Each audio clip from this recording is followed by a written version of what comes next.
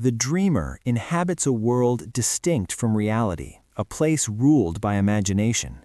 He spends his days in solitude, drifting through the moonlit streets of St. Petersburg.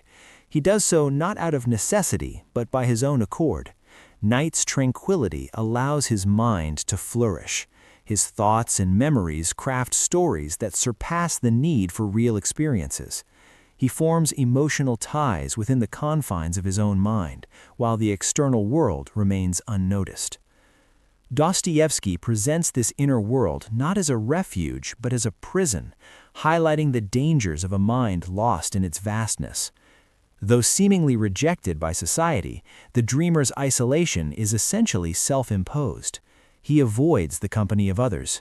The act of interacting with another person requires a bravery he lacks.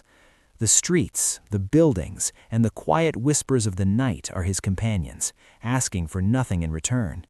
He doesn't fight his loneliness, he embraces it. His alienation isn't a cruel twist of fate, but a conscious decision. It is a testament to his inability to navigate the complexities of everyday life with strength and conviction. The dreamer's affection for Nastyenka is pure, yet deeply flawed. While she is involved with someone else, he clings to the very concept of love. He doesn't see Nastyenka for who she is. Instead, he views her as a potential escape from her solitary existence. His emotional intensity gives rise to an illusion of profound love, born not from genuine intimacy, but from years spent within his own mind. Dostoevsky reveals how loneliness can warp love into a self-centered obsession. When the dreamer defers to Nastyenka's lover, his actions are often celebrated as selfless. However, this act stems not from moral strength, but from emotional weakness. He sees himself as unworthy of lasting happiness, and so he accepts his fate without resistance. His generosity is mixed with resignation. Dostoevsky suggests that true strength lies not in self-erasure, but in the boldness to assert oneself. A fundamental contradiction defines the dreamer. He feels with an intensity that contrasts with his inability to act. His imagination allows him to experience the full spectrum of emotions, yet he is paralyzed, incapable of translating feeling into action. He dreams of life instead of living it.